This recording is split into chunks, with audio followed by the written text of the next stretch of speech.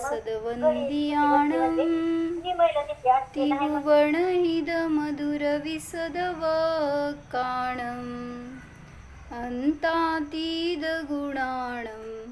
नमो जिनाणं जिदभवाणं। कुंदकुंदाचार्य भगवान की जय। पंचास्तिकाय संग्रहमध्ये गाथा नंबर 82 आहे। उपभोज्यमिंदियेहिं य इंदियकाया मनोयकं माणि जम्हवदिमुत्तमन्नं तं सौवं पोग्गलं जाणे। काय सांगितलं? जे काही अन्य मतवादी आहेत त्यांनी द्रव्य भिन्न मानले, काय म्हणायचं, तत्व त्यांची भिन्न मानली, त्याचं खंडन करण्यासाठी, किंवा जे अद्वैतवादी आहेत त्यांनी सगळ्याला अद्वैत एक रूप मानलं त्यांचं खंडन करण्यासाठी, किंवा ज्यांनी कर्मव्यवस्था नाही मानली, सगळं जीवाचं कार्य जीवच करतो, त्याच्या परिणामांचं फळ त्याला कर्मांच्या निरपेक्ष त्याला मिळतं, हे सगळं जे मानलं त्याचं खंडन करण्यासाठी, किंवा आपल्याच विचारामध्ये जे काय अशा मिथ्या मान्यता आहेत त्याचं खंडन करण्यासाठी म्हणून या गाथेच्या रूपाने आचार्यांनी स्पष्टीकरण केलं की पुद्गल नावाचं एक द्रव्य आहे, त्या पुद्गलामध्ये कोण कोण आहे, तर हे सगळे मूर्तिक जे आहेत ते सगळे पुद्गल आहेत। परत सांगितलं जड आहे, अचेतन आहे, जे काय ते सगळं पुद्गल द्रव्य आहे, जे की आपल्या सुखाला किंवा दुःखाला कारण नाही।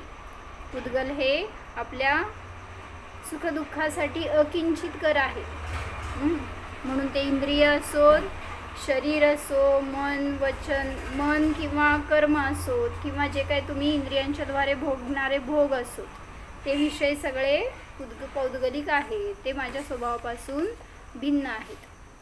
आपण त्याच्यापासून विरक्ती करत नाही, त्याच्यामुळं तेच माझं अस्तित्व असं भासित होतं। तर त्यासाठी इथं एक उदाहरण काय दिलं होतं,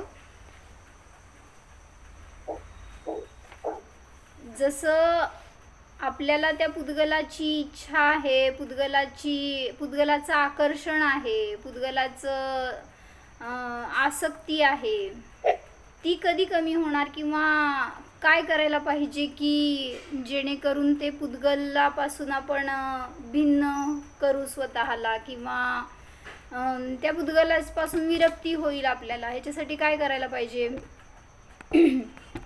मी काय करायला पाहिजे हे तुम्ही सांगायचं। तुम्ही काय करायला पाहिजे ते पण येतात गर्भित, बरं का। त्या पुद्गलापासून स्वतःला भिन्न जाणण्यासाठी काय करायचं, काव्या? जुदा पुद्गल जुदा हे अशी भावना ठेवावी। कुठं? मंदिरात? नाही, शास्त्राला बसल्यावर ध्यान करताना निरंतर ही भावना असेल तर त्याचे परिणाम जरासं भिन्न व्हायला मदत होणार त्या पुद्गलापासून। नाहीतर दिवस रात्र आपण त्यात राहून काय करतोय, त्या रूपच स्वतःला मानतोय। तर मला म्हणायचं आहे, आपल्याकडं असणारं परिग्रह सामग्री खूप अल्प आहे, पण विचार करा की चक्रवर्तीकडे किती आहे तो पुद्गल द्रव्य, म्हणजे ज्याची वैभव, ज्याचं परिग्रह बहिरंगामध्ये अधिक आहे, तर त्याचा संसार अधिक आहे का ज्याच्याकडे नाही आहे त्याचा संसार अधिक आहे? ज्याच्याकडे नाही आहे, समजा आपण भिकारीचं उदाहरण घेतलं किंवा दरिद्री आहे, पण त्याला इच्छा तर आहे ना मला मिळावं म्हणून, बरोबर। जसं ते तंदूर मत्स्यासारखं झालं, त्याला नाही मिळणार आहे तरी पण त्याची ती इच्छाच त्याला कारणीभूत ठरते। तर ती इच्छा म्हणजे ममत्व किंवा पाहिजे मला आणि माझं होऊ शकतं असं टाईपचं जे भावना असते त्याच्यावर घात घालायला पाहिजे। म्हणजे बाहेर परिग्रह जरी असेल, तुम्ही जेवढा भोगताय तेवढा पुरतं, पण त्याच्यापासून मी वेगळं आहे हे जाणायला पाहिजे प्रत्येक क्षणाला, किंवा चिंतन व्हायला पाहिजे मध्ये मध्ये। बरोबर। म्हणजे काय सांगायचं याच्यातून सार की परिग्रह असो किंवा नसो, परिग्रहाचे भाव जिथं आहे तिथं तो जीव परिग्रहीच आहे। म्हणून त्या चक्रवर्तीकडं खूप परिग्रह म्हणून त्याचा खूप संसार मोठा आहे असं नाही, आणि तुमच्याकडं अल्प परिग्रह आहे म्हणजे तुम्ही लगेच मोक्षाला जाणार असं नाही. म्हणून त्या पुद्गलाचा काहीच दोष नाही आहे हो. त्या पुद्गलाला पण म्हणून असं म्हटलं ना, निर्दोष पहा. जेव्हा ते तुमच्या संयोगात आहे तर त्याच्यामुळं मला त्रास होतो किंवा ते माझ्या दुःखाचं सुखाचं कारण आहे या रूपाने पाहतो, म्हणूनच संसार वाढतोय. म्हणून त्याच्याकडं पाहताना ही दृष्टी असावी की हे तर जड आहे, ह्याच्यामध्ये काय म्हणायचं, गट्स पाहिजेत बरं का. जेव्हा त्याच्या संयोगात आपण असताना आपले परिणाम स्थिर राहण्यासाठी.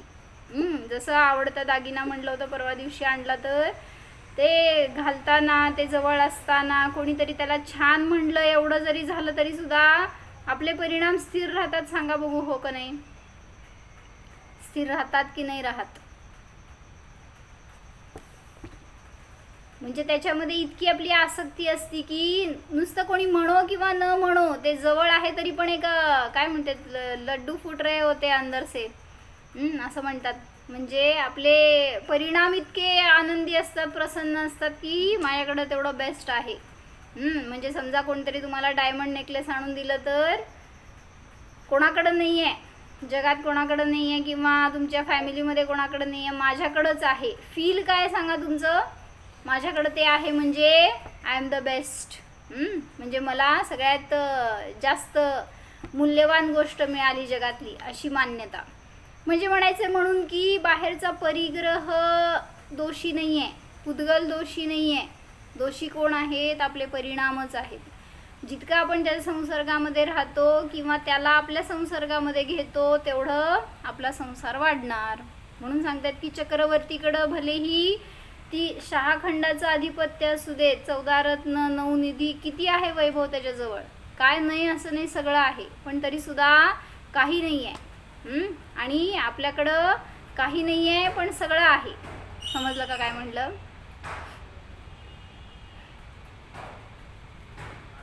म्हणून काही नाही. हां बोला. कळाल ना? मला कळू दे की तुम्ही दिसू दे, म्हणजे दिसतं कळेल मला. मग काही नाही असं राहायचंय का सगळं पाहिजे असं राहायचं, हे आपल्यावर डिपेंड आहे. मग त्यांनी एक उदाहरण दिलं इथं की जेव्हा तो चक्रवर्ती आहे तर त्याच्या संयोगामध्ये अनेक हे पौद्गलिक द्रव्य आले, कोणीतरी त्याला आणून भेट पण देतात. अनेक लोक चक्रवर्तीला, पण राजा आहे ना तो, राजाला म्हणून कोणी भेट आणून दिलं तर त्याचे परिणाम कसे असतात हे सांगतायत. जैसे चक्रवर्ती के 64 शेर वाले अतिमूल्यवान कई हार होते हैं. आता हे 64 शेर म्हणजे काय मला नाही कळलं. तर चक्रवर्तीकडे 64 शेर वाले अतिमूल्यवान कई हार होते हैं. म्हणजे आता काय म्हणायचं, तुम्ही नेकलेस म्हणता तसं त्या राजाला घालायच्या ज्या माळा असतात तर त्या अतिशय मूल्यवान अशा 64 शेर वाले मूल्यवान कई हार होते है. मग त्यावेळीच त्याला समजा कोणी भिल्ल आलाय जवळ, तो काय देणार हो गिफ्ट म्हणून राजाला? भिल्ल आहे.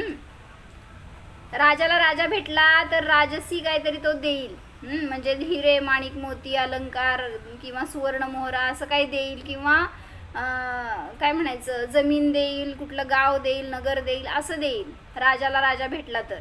पण इथं काय सांगतात की राजाला भेटणारे सगळे आहेत प्रजाजन, मग त्यामध्ये कोणी भिल्ल आला तर तो काय देईल हो राजाला, त्या चक्रवर्तीला? त्याच्याकडे जे असणार ते तो युजुअली मला वाटतं शिकार करू शकतो ना भिल्ल. म्हणजे भिल्ल आता ठीक आहे जगतील, पण असं काय त्यातनं देतील असं नाही म्हणायचं मला. शिकारीचं त्यांची आभूषणं जे आहेत ना तेच ते देणार. काय घालता तो भिल्ल? झाडाच्या पाना फुलापासून काय तयार करून. नाही ते नाही का काय म्हणतात,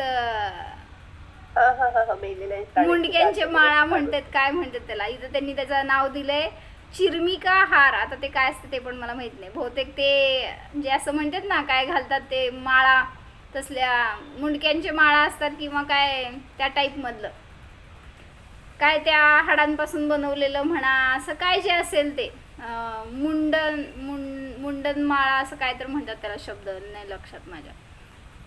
तर ते तशा प्रकारचा कोणी त्याला हार देईल. भिल्ल यदि चिरमी का हार भेट दे जाए चक्रवर्ती को, तो बताओ उस चक्रवर्ती को उसका कितना महत्व, कितनी उसके प्रति ममता, कितना उसका मोल, कितनी आसक्ति उसके प्रति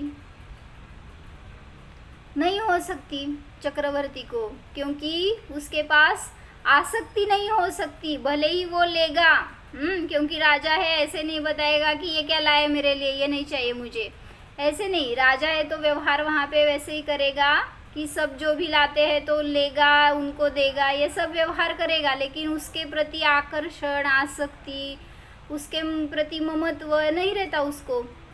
वो सभी के प्रति समता भाव रूप रहता है, क्योंकि जो उसके पास मूल्यवान वैभव है उसके प्रति उसको आकर्षण नहीं है चक्रवर्ती को. तो जो ये ऐसे लाए हैं, कोई मोतियों की माला लाएगा, कोई ऐसे ये मुंडन की माला लाएगा, तो किसी के भी प्रति उसको उपादेय भाव नहीं रहता या ग्राह्य भाव नहीं रहता, ममता नहीं रहती. उसी प्रकार ये क्यों दिया है एग्जाम्पल, उसी प्रकार ज्ञानी धर्मात्मा को जितने भी विषय प्राप्त हो, विषय भोग जितने भी प्राप्त हो, उनके प्रति क्षोभ नहीं होता. जो ज्ञानी होता है उसकी दृष्टि अभी निर्मल हो गई है, तो कितना भी परिग्रह मिले या न मिले, उसमें दोनों कंडीशंस में ज्ञानी जीव स्थिर रहता है, उसमें लिप्त नहीं होता, उससे आकुलित नहीं होता, राग द्वेष रूप नहीं परिणत होता. ऐसे बताया है एक समयसार जी में एक गाथा बताई है, वहाँ पे एग्जाम्पल दिया है कि ज्ञानी जीव जो है वो राग द्वेष से लिप्त नहीं होता और अज्ञानी जीव है वो लिप्त होता है. पता है किसी को गाथा कौन सी है?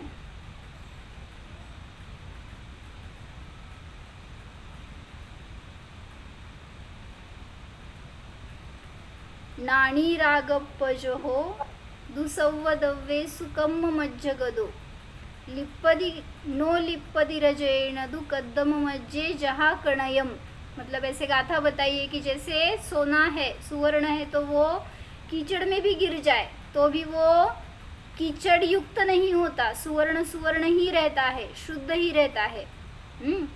और उससे विरुद्ध गाथा बताई, अण्णाणी पुनरत्तो दुसव्वदव्ये सुकम्म मज्जगदो लिप्पदिकम मरेणदु कद्दम मज्जे जहा लोहम. जिस प्रकार लोह है, अगर वो कीचड़ में गिर जाए तो वो गंजत. काय म्हणायचं, गंजत म्हणजे काय? बरं आपणच आहे, राहू दे. गंजत कळलं ना? इंग्लिश मध्ये रस्टिंग म्हणू शकतो, हिंदी मध्ये. हां, तर ते लोखंड गंजायला सुरुवात होतं जर ते चिखलात पडलं तर. त्याप्रमाणे अज्ञानी जर रागद्वेषामध्ये गेला तर तो लिप्त होतो त्यापासून. कर्माच्या उदयामध्ये तो स्वतःला त्या रूप अनुभव करतो, त्या रूपाने परिणत होतो. म्हणून सांगतायत की कर्मांचा उदय असू देत, कुठल्या परिग्रहाचा संयोग असू दे, वियोग असू देत, सगळ्या परिस्थितीमध्ये ज्ञानी सुवर्णाप्रमाणे त्यापासून अलिप्त राहतो. भलेही ते उदय त्याच्याशीच निगडित आहेत, त्याच्याच रिलेटेड आहेत, तरी सुद्धा तो त्यापासून भिन्न स्वतःला अस्पर्शी अनुभव करतो. गाथा नंबर मला लक्षात येईल ना आता. स्टार्टिंग काय म्हणायचं सांगा. नाणी रागप्पज हो.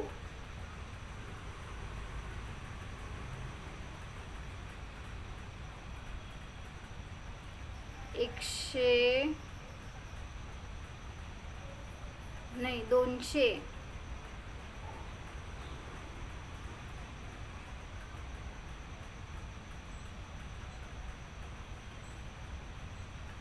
200च्या पुढे 218 का? 200च्या पुढे बरोबर 218 218. निर्जरा अधिकारातली गाथा आहे.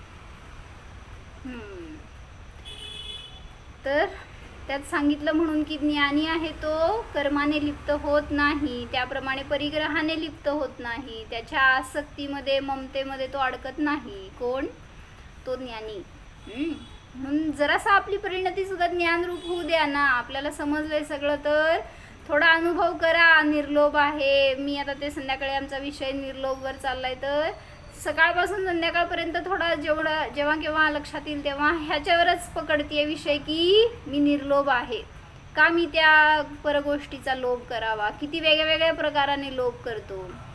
म्हणजे हेच चाललंय इथं पण. आता सगळा पुद्गलाचाच लोभ आहे. जीवाचा लोभ आहे असं वाटतंय तुम्हाला, पण परजीव तुम्हाला काय उपयोगी नाही आहे. तसंच परपुद्गलसुद्धा उपयोगी नाही आहे, पण तरीसुद्धा त्या पुद्गलाला जोडायचं, तोडायचं, स्वच्छ करायचं, त्याच्याच निगराणीमध्ये राहायचं, हा सगळा लोभ आहे. म्हणून सांगतायत परिग्रहाने रहित, त्या पुद्गलाने रहित जीव कसा आहे? ज्ञाता आहे, शुद्ध आहे, ह्याचा अनुभव करा.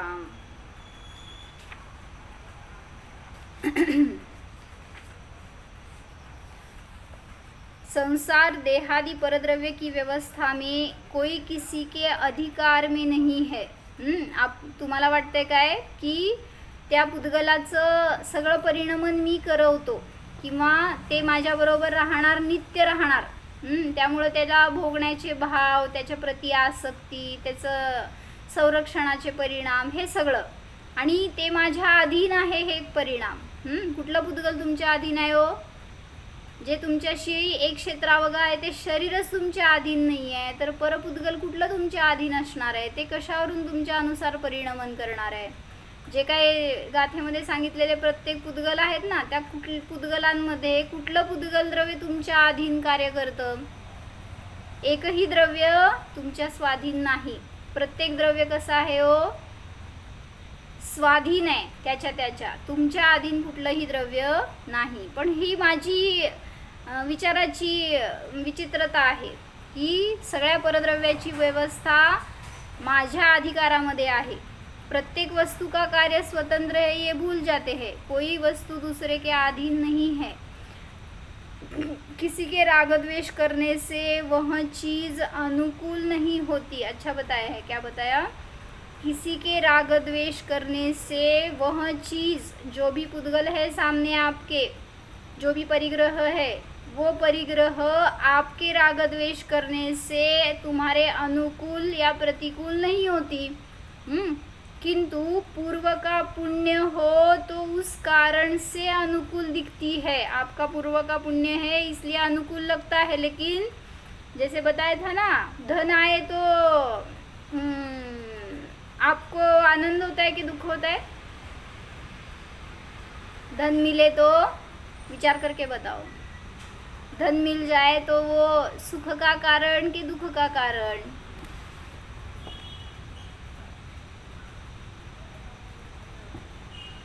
काय?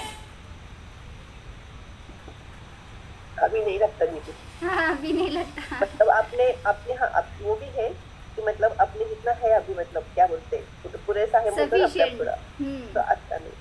आता वो एवढं वाटत नाही. नहीं ऐसे नहीं. म्हणून पण नहीं, मुझे ऐसा बताना है, धन ये दुख का कारण हो सकता है क्या?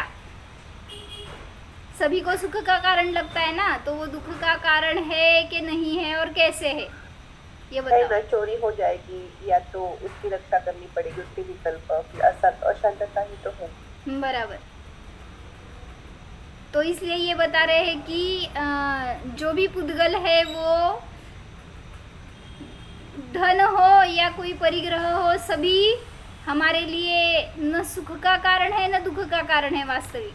लेकिन आपको उसकी आसक्ति है ना कि वो चाहिए नहीं चाहिए. और अगर समझो अभी क्या हो गया, नोटबंदी हो गई थी ना बीच में, तो वहाँ पे क्या हुआ था, किसी ने आके आपको 1000 के 1000 नोटा दे दिए. बताओ क्या करेंगे? फ्री में दे दिए, कुछ मांगा भी नहीं. क्या करेंगे? बंद हो गए अभी वो नोट. तो वो हमें नहीं चाहिए. जैसे उसके प्रति हमारा आकर्षण नहीं है, जैसे उसके प्रति हम विरक्त है, उसी प्रकार हम जो भी अभी हमारे पास है उसके प्रति है क्या? मतलब दृष्टि में तो निर्मलता रखो. दीदी, ऐसा प्रसंग आया था, किसी के मतलब पैसे थे, मशीन के लेके रखे थे और वो नोटबंदी का हो गया, तो मतलब इतना सब बहुत भारी आ गया था. लेकिन तभी भी यही विचार आया कि भिक्षा समलक्ष्मी अति चंचल या का कौन पत्यारा. मतलब तभी ऐसे भाव नहीं विचलित हो गए थे कि यार इतना ये नुकसान और इतना ये सब, मतलब ये थोड़ा धर्म से मतलब वो क्या बोलते दृढ़ता आने में मदद हो जाती है। बराबर है। मतलब जो भी परिग्रह है वो न हमारे लिए सुख रूप है न दुख रूप है। तो धन के प्रति भी हमें न्यूट्रल रहना चाहिए। एक मिनट।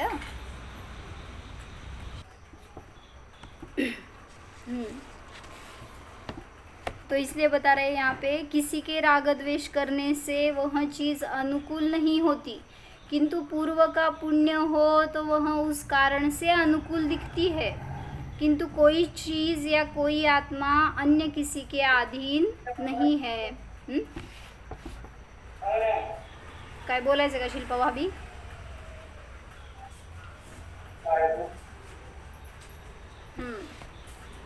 तो क्या बता रहे हैं, इसलिए किसी के राग द्वेष करने से कोई चीज़ हमारे अनुकूल या प्रतिकूल नहीं होती, तो हमारा पुण्य का उदय भी उसमें कार्य कर रहा है। इसलिए जो भी आपके पास है वो, जैसे बताया था ना, हां कोण नाही आहे ना, कुठं जंगलामध्ये चाललोय किंवा काय म्हणायचं, ट्रॅव्हलिंगमध्ये आहे आणि तुमच्याजवळ हिरे आहेत, करोड रुपयाचे हिरे आहेत, किती वेळ झोपणार हो रात्री? ट्रॅव्हलिंगमध्ये मस्त सीट आहे, सगळं आहे, काय तुम्ही समजा AC ब्लॉक घेतलेला आहे तरी सुद्धा किती वेळ झोपणार? आपण नाही झोपणार, आपण सांगणार की बाबा थोडा मी जातो, थोडं तू जाऊन लक्ष दे. असं करता होय? नाही सांगितलं तर होईल. नाही, ज्याच्याजवळ असणार ना ते दुसरा जागू दे, नाही तर नाही जागू दे, मी जागणारच. म्हणजे त्याला झोप येणारच नाही जेव्हा त्याच्याजवळ ते आहे तर. आणि कदाचित दुसरा जागा असेल ना बाजूचा तर अजून टेन्शन. हा का जागतोय, हा काहीतरी करणार नेणार. झोपला तरी टेन्शन की हा झोपलाय आणि मी काय करणार एकटा. म्हणजे सगळ्या प्रकाराने शेवटी म्हणलं ना, पुण्याचं उदय असेल तर त्याचं तुम्ही रक्षा करा, नाही तर नाही करा, ते जवळ राहणार. आणि नसेल जर उदय तर नियमाने ते तुम्हाला त्रास देणार. पुण्याचं उदय नसेल तर भलेही ती चीज चांगली आहे, पाहिजे तीच इष्ट आहे, पण तरी सुद्धा ती तुम्हाला त्रास देणार किंवा प्रतिकूल वाटणार. किंतु कोई चीज या कोई आत्मा किसी के अधीन नहीं है. ते धन मला सुखच द्यावं ही बुद्धी आपल्याला नको. परिग्रह जो पण आहे तो नियमाने पौद्गलिक आहे आणि तो तुमच्यासाठी हिताचं कारण नाही. काय म्हणताय? रत्नाकर श्रावकाच्या मध्ये 27 नंबरची गाथा श्लोक आहे. यदि पाप निरोधोन्य संपदा किं प्रयोजनम अथ पापास्त्रवोस्तन्य संपदा किं प्रयोजन. बरोबर. पापाचा जर निरोध असेल तर संपदेचं काय प्रयोजन, आणि पापाचा आश्रव असेल तर संपदेचा काय उपयोग. म्हणजे दोन्ही ठिकाणी पण संपदा पौद्गलिक आहे, ह्याचं तर भावभासना करा. म्हणून तिथं पुण्य पापाच्या अनुसारच तुम्हाला ते सुखाला किंवा दुःखाला कारण ठरणार. म्हणून सांगतायत की कुठल्याही परद्रव्यामध्ये पुद्गलामध्ये आपला उपयोग न जावो असा पुरुषार्थ ठेवा. काय म्हणताय अनिता काकी? नाही, चुका कधीतरी. आता समोर पण येईना तुम्ही. तेव्हा ओपन माझ्यासाठी, माझ्यासमोर. तर काय सांगतायत म्हणून की घर परिवार जे काय तुमच्या जवळ आहे, घरातल्या प्रत्येक सामग्रीच्या बरोबर पण हा उपयोग जोडून बघा. की जी वस्तू आपण काल आणली, आपल्याला अनुकूल वाटली होती, त्यामुळे आपल्याला सुख वाटलं होतं, त्याचा आज त्रास होतो. का होतो? काही असेल ती एखादी गोष्ट, एक्झाम्पल सांगा. त्याच्यामध्ये ममत्व भाव करतो त्यामुळे. हा ना, नाही, पुण्य पापाचा उदय सांगतायत. जेव्हा पुण्य पापाचा उदय ज्या अनुसार असतो त्यानुसार ती वस्तू अनुकूल किंवा प्रतिकूल भासते. आहे तर ती पौद्गलिक, ती काय तुम्हाला न सुख देणारी आहे न दुःख देणारी आहे, पण तुमच्या परिणामानुसार ते फळ तुम्हाला भोगायला मिळतं. असं उदाहरण सांगा एखादं. तुम्ही आणलेली एखादी वस्तू तुम्हाला आनंददायी वाटली होती, आज वाटतंय का तिच्यामुळे आपल्याला त्रास आहे असं वाटतंय आज. कुठली वस्तू हो?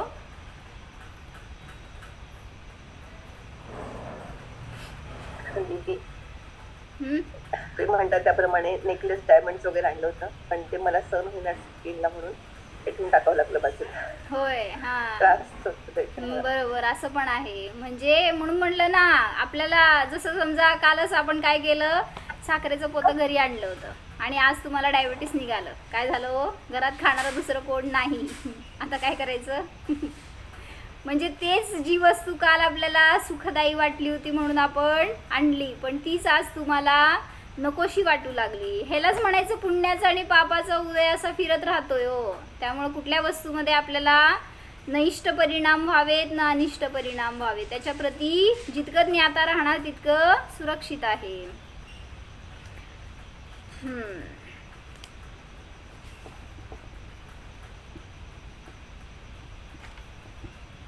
तर काल एक उदाहरण ऐकलं होतं मी त्याच्याबद्दल.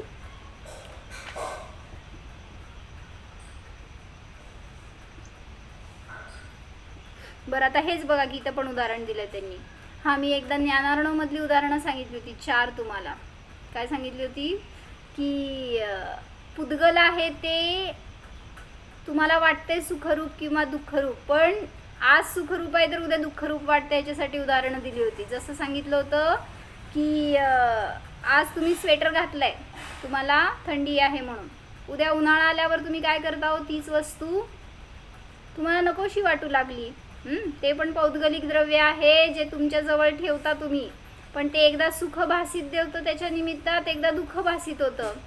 दुसरं सांगितलं होतं, कोणी ज्वर झालेला मनुष्य आहे तर त्याला दूध खूप आवडतं, पण त्या समयामध्ये त्याच्यासाठी ते कार्यकारी नाही, दूध प्यायला नको म्हणतात. म्हणजे ते त्याला रोगवर्धक असणार, अपायकारक असतं, म्हणून ते त्यासाठी उपयोगी नाही. तिसरं सांगितलं होतं, एखादं नवीन घर बांधलं तर किती आनंद, किती आनंद. ते घर म्हणजे सर्वस्व. काय म्हटले अजित काका? घर नवीन बांधलं तर आपल्याला त्याच्याप्रती किती आकर्षण, नवीन घरात राहायला जायचं, सगळं काय काय नवीन करायचं, म्हणजे ती गोष्ट सुखदायी वाटली. तर त्या मनुष्याला सांगितलं, जेव्हा तो नवीन घर बांधला आणि तिथं राहायला गेला, अजून जाणार, तर त्याच दिवशी कोणाचा तर तिथं वियोग झाला, काहीतरी अशुभ समाचार मिळाला. आता सांगा त्या घरात राहायला जायला किती आनंद तुम्हाला. आणि एक चौथं उदाहरण दिलं की म्हणजे पुद्गल आहे तर ते तुमच्या पुण्यपापानुसार तुम्हाला फळ देते. तुमचे परिणाम, कालपर्यंत तुम्हाला पुण्याचा उदय होता म्हणून त्या गोष्टीबद्दल आकर्षण, आनंद, एक आसक्ती होत होती, पण आज पापाचा उदय सुरू झाला की ती गोष्ट नको, त्या घरात राहायला जायला नको, ती वस्तू वापरायला नको, असे भाव होतात. आणि चौथं उदाहरण दिलं की खूप सुंदर पत्नी मिळाली, खूप ती काय म्हणायचं, आपली सहचारिणी आहे, चांगलं व्यवस्थित आपलं सेवा करणारी, सगळं सांभाळणारी आहे, पण तीच पत्नी कालांतराने जर व्यभिचारिणी झाली तर काय भाव होतात. हे सगळी 4 उदाहरणं ज्ञानार्णवमध्ये दिलेली आहेत बरं का त्यांनी. म्हणजे पुद्गल आहे तर ते एकदा तुम्हाला सुखदायी वाटते, एकदा दुःखदायी वाटते, पण त्याच्या मागं तुमच्या पुण्यपापाचा खेळ आहे. ते पुद्गल न सुख देणारा आहे न दुःख देणारा आहे, ह्याची भावभासना करा. प्रत्येक ठिकाणी जेव्हा आपण त्या परिग्रहामध्ये राहतोय, त्या पुद्गलामध्ये आपल्याला कार्य करावं लागतंय, त्या पुद्गलाशीच संसार चालू आहे आपला, त्यामध्ये राहताना हे परिणाम असावेत की हे पुद्गल माझ्या सुखाचं किंवा दुःखाचं कारण नव्हतं, नाही, नसणार. काय म्हणताय? ज्ञानार्णवमधली गाथा आठवत असेल तर जाऊन तिथे थोडंसं बघायचं होतं. नाही, मला नाही गाथा आठवणार आता. असं ते विस्तारामध्ये आलं होतं कुठंतरी, जे भावार्थ देतात ना त्याच्यामध्ये आलं होतं, मला नाही आता आठवणार. तर म्हणून सांगितलं की जेव्हा कुठलाही परिग्रह असू देत, स्त्री असो ती सुद्धा व्यभिचारिणी असेल तर आनंद देणारी नाही असं वाटतं. का? कारण तुमच्या पापाचा उदय सुरू झालाय, समजून घ्या. तसंच एक उदाहरण इथं दिलंय. प्राचीन काल में किसी महान राज्य का स्वामी एक परदेसी नाम का राजा था, किंतु एक समय ऐसा हुआ कि उसकी रानी ने ही उसे जहर दे दिया. ऐसा जानकर भी राजा को पता चल गया था कि रानी ने हमें जहर दिया है. ऐसा जानकर भी उसने अपनी स्त्री पर क्रोध नहीं किया. राजा ज्ञानी था, उसको पता था कि हमारे पुण्य अनुसार हमें वो स्त्री अच्छी लगती थी, अभी हमारा पाप का उदय है तो वही स्त्री हमारे लिए बाधक बन गई है. उसने जहर दिया है ये उसको समझ में आ गया राजा को. ऐसा जानकर भी उसने अपनी स्त्री पर क्रोध नहीं किया और जाना कि इस शरीर का अंत इसी प्रकार से होना था. इतकं परिणाम आपल्या असतात का होतात का त्यावेळेस? समजलं तुम्हाला की मला तिने शिवी दिली होती, त्यांनी दिलं होतं, त्यांनी माझी निंदा केली होती. किती परिणाम स्थिर राहतात तो? कोणी तुम्हाला येऊन सांगितलं की त्या सभेमध्ये भेटलेले लोक तुझ्याबद्दल असं बोलत होते. आपला पहिला प्रश्न काय असतो? काय बोलत होते नाही, कोण होते ते सांग. म्हणजे काय केलं हो तुम्ही? त्यांच्या प्रती अंतरंगामधून द्वेष. मग ते काय बोलले असतील नसतील ते नंतरची गोष्ट, पण ते इतके वाईट आहेत. मग इथं त्या राजाला त्या राणीबद्दल किंचित सुद्धा क्रोध नाही आला. उलट त्यांनी जाणलं की शरीराचा अंत याच निमित्तात होणार होता, अशाच प्रकारे होणार होता. मैं किसी परवस्तु का स्वामी नहीं हूँ. स्त्री को मेरे शरीर से लाभ न हुआ, इससे उसने द्वेष रूप यह कार्य किया. तिने तिचं कार्य करण्यासाठी स्वाधीन आहे, तसं मी माझं कार्य करण्यासाठी स्वाधीन आहे. मैं अपना ज्ञान कार्य करूं, जहर खिलाया यह भी जान लिया. मी माझं कार्य करायला स्वतंत्र आहे. भलेही आता तिने जहर दिले तरी सुद्धा जाणण्याचं कार्य माझं बंद करू शकत नाही ती. मैं तो असंयोगी ज्ञाता ही हूँ. ऐसा विचार करते करते राजा ने अपने पवित्र स्वभाव की महिमा में स्थिर होकर महापवित्र समाधि दशा में ज्ञान भाव में देह छोड़ी और अपनी राजसत्ता का उपयोग नहीं किया. यह उसकी भूल नहीं थी, किंतु ज्ञानी की विचक्षणता थी, विवेक था. काय समजलं?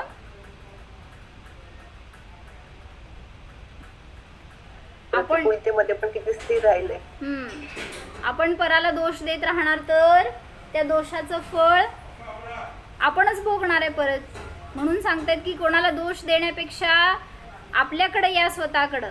त्याच क्षणी त्याला वैराग्य झालं किंवा त्याच क्षणी तो त्या पत्नीपासून भिन्न झाला, किती त्यासाठी चांगलं झालं ते. म्हणजे त्यांनी चांगलं केलं हे म्हणायचं नाही आहे, आपल्यासाठी त्यातून चांगलं ग्रहण करायचं आहे हे बघा. काय म्हणले? आस्था काय कळलं? मम्मीला जर त्रास दिलो तर मम्मी काय करती? काय करती? मारती. आणि तू काय करती मम्मीला? तू पण मारती काय? मारायचं नसतं. मग मुनिराज बघितलेत ना आपण, ते काय करतात? ध्यान करतात किंवा दुसऱ्याला दोष देत नाही, त्यामुळं आनंदी राहतात. म्हणून सांगतात की आपल्याला पण सगळ्या संयोगामध्ये अशी ज्ञाता बुद्धी राहो, असे भाव करा, तर कुठलंही परिग्रह आपल्याला दुःख देणारं ठरणार नाही. न ते सुखरूप आहे न दुःखरूप आहे याची सतत प्रतीती करा. म्हणून मम्मी मला सुख देणारी नाही, दुःख देणारी पण नाहीच. मम्मी कोणाची? मम्मी कोणाची? मम्मी माझी नाहीच. नाही. असं जाणलं तर मग मम्मी पण खुश, तू पण खुश. म्हणून काय करा? आत्म्याला जाणा. आत्म्याला कोणी मम्मी नाही.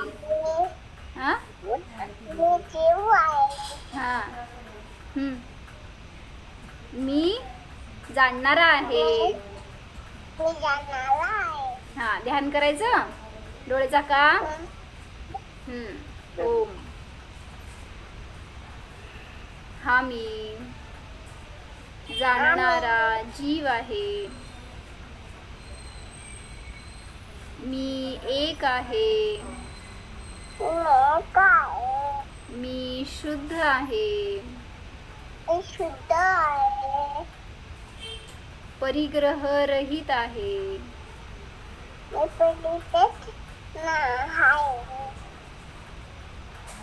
मी सुद्धा भगवान आहे.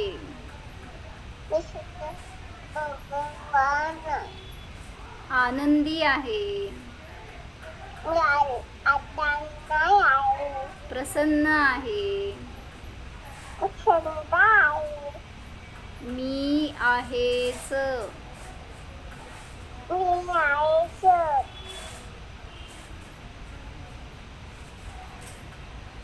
निर्विकार निर्विकल्पस्वरूपोऽहम्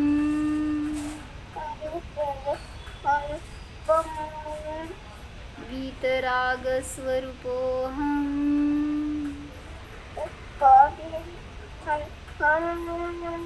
जीवोऽहम् सिद्धोऽहम्